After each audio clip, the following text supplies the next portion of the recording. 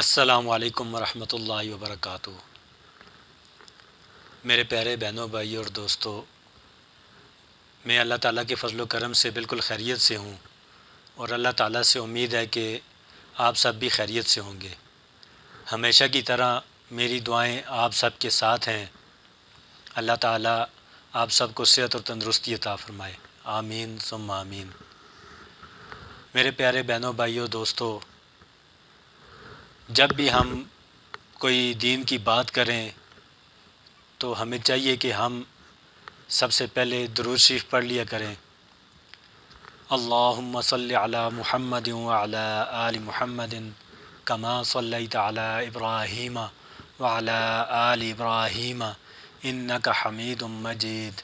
اللہم بارک علی محمد وعلی آل محمد کما بارکت علی ابراہیم وعلی آل ابراہیم انک حمید مجید۔ میرے پیارے بہنوں، بھائیوں، دوستو، آج میں آپ کے سامنے نماز کے بارے میں، نماز کے اہتمام کے بارے میں ایک حدیث بیان کروں گا۔ امید ہے کہ آپ کو پسند آئے گی۔ اللہ تعالی ہمیں اس پر عمل کرنے کی توفیق عطا فرمائے۔ ایک مرتبہ حضور اقدس صلی اللہ علیہ وآلہ وسلم نے نماز کا ذکر فرمایا اور یہ ارشاد فرمایا کہ جو شخص نماز کا اہتمام کرے اور نماز اس کے لیے قیامت کے دن نور ہوگی اور حساب پیش ہونے کے وقت حجت ہوگی اور نجات کا سبب ہوگی، اور جو شخص نماز کا اہتمام نہ کرے اس کے لیے قیامت کے دن نہ نور ہوگا اور نہ اس کے پاس کوئی حجت ہوگی اور نہ نجات کا کوئی ذریعہ ہوگا، اور اس کا حشر فرعون، حامان اور ابی بن خلف کے ساتھ ہوگا۔ فرعون کو تو ہر شخص جانتا ہے کہ کس درجے کا کافر تھا، حتیٰ کہ خدائی کا دعویٰ کیا تھا، اور حامان اس کا وزیر تھا، اور ابی بن خلف مکہ کے مشرکین میں سے بڑا سخت دشمن اسلام تھا۔ ہجرت سے پہلے نبی اکرم صلی اللہ علیہ وآلہ وسلم سے کہا کرتا تھا کہ میں نے ایک گھوڑا پال رکھا ہے، اس کو بہت کچھ کھلاتا ہوں، اس پر سوار ہو کر نعوذ باللہ آپ کو قتل کروں گا۔ حضور صلی اللہ علیہ وآلہ وسلم نے ایک مرتبہ اس سے فرمایا تھا کہ انشاءاللہ میں ہی تجھ کو قتل کروں گا۔ احد کی لڑائی میں وہ حضور اقدس صلی اللہ علیہ وآلہ وسلم کو تلاش کرتا پھرتا تھا اور کہتا تھا کہ اگر وہ آج بچ گئے تو میری خیر نہیں۔ چنانچہ حملہ کے ارادہ سے وہ حضور صلی اللہ علیہ وآلہ وسلم کے قریب پہنچ گیا۔ صحابہ رضی اللہ تعالیٰ عنہم نے ارادہ بھی فرمایا کہ دور ہی سے اس کو نمٹا دیں۔ حضور صلی اللہ علیہ وآلہ وسلم نے ارشاد فرمایا کہ آنے دو۔ جب وہ قریب آیا تو حضور صلی اللہ علیہ وآلہ وسلم نے ایک صحابی رضی اللہ تعالیٰ عنہ کے ہاتھ سے برچھا لے کر اس کو مارا، جو اس کی گردن پر لگا اور ہلکی سی خراش اس کی گردن پر آ گئی، مگر اس کی وجہ سے گھوڑے سے لڑکتا ہوا گرا اور کئی مرتبہ گرا اور بھاگتا ہوا اپنے لشکر میں پہنچ گیا اور چلاتا ہوا وہاں پہنچا کہ خدا کی قسم مجھے محمد صلی اللہ علیہ وآلہ وسلم نے قتل کر دیا۔ اس کے جو ساتھی تھے کفار، انہوں نے اس کو اطمینان دلایا کہ معمولی خراش ہے، کوئی فکر کی بات نہیں،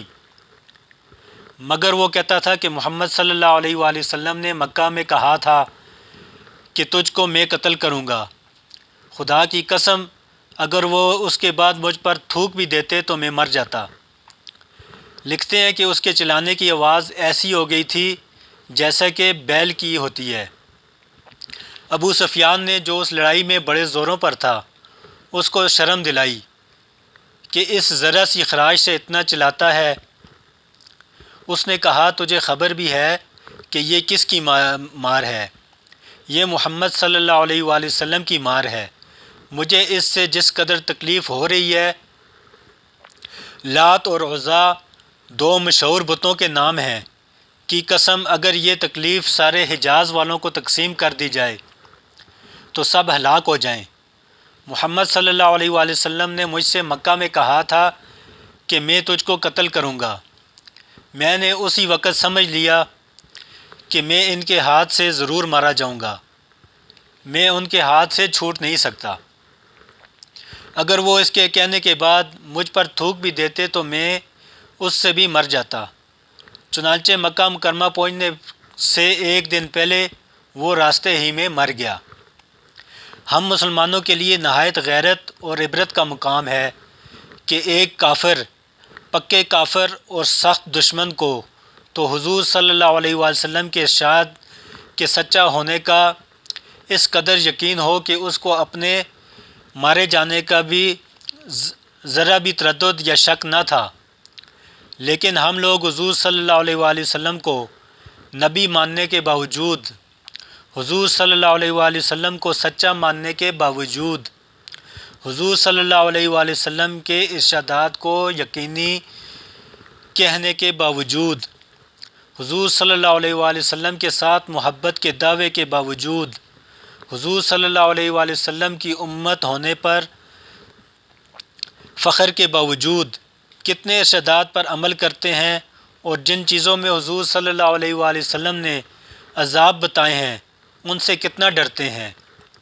کتنا کانپتے ہیں۔ یہ ہر شخص کے اپنے ہی گریبان میں منہ ڈال کر جھانکنے کی بات ہے۔ کوئی دوسرا کسی کے متعلق کیا کہہ سکتا ہے؟ ابن حجر رحمۃ اللہ علیہ نے کتاب الزواجر میں قارون کا بھی فرعون وغیرہ کے ساتھ ذکر کیا ہے اور لکھا ہے کہ ان کے ساتھ حشر ہونے کی یہ وجہ ہے کہ اکثر انہی وجوہ سے نماز میں سستی ہوتی ہے جو ان لوگوں میں پائی جاتی تھیں، یعنی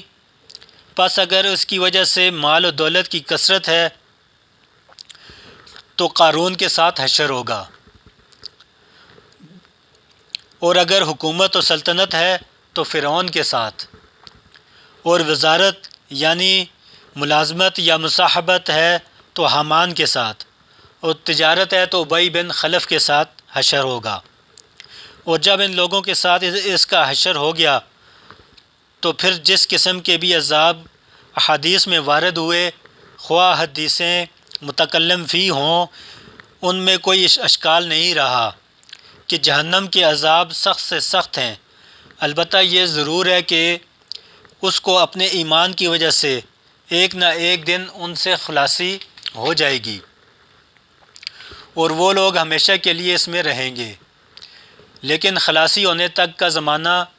کیا کچھ ہنسی کھیل ہے، نہ معلوم کتنے ہزار برس ہوں گے۔ تو میرے پیارے بہنوں، بھائیوں اور دوستوں، اس حدیث کا مفہوم یہی ہے کہ ہمیں اہتمام کے ساتھ 5 وقت کی نماز پڑھنی چاہیے۔ جو شخص نماز میں سستی کرتا ہے تو اس کا حشر نبی کریم صلی اللہ علیہ وآلہ وسلم نے فرمایا، جس کا مفہوم ہے کہ فرعون، حامان اور ابی بن خلف کے ساتھ ہوگا۔ آج ہم دیکھتے ہیں کہ ہماری نمازیں کس وجہ سے رہتی ہیں۔ دکاندار دکان میں مشغول رہتا ہے، تجارت میں مشغول رہتا ہے، اس وجہ سے اس کی نماز رہ جاتی ہے، تو اس کا حشر ابی بن خلف کے ساتھ ہونا کا بتایا گیا۔ اور جو شخص کسی وزارت یا کسی عہدے کی وجہ سے نماز چھوڑتا ہے تو اس کا حشر حامان کے ساتھ بتایا گیا، اور جو شخص اگر کسی بادشاہی کی وجہ سے یا کسی سرداری کی وجہ سے نماز چھوڑتا ہے تو اس کا حشر فرعون کے ساتھ ہوگا۔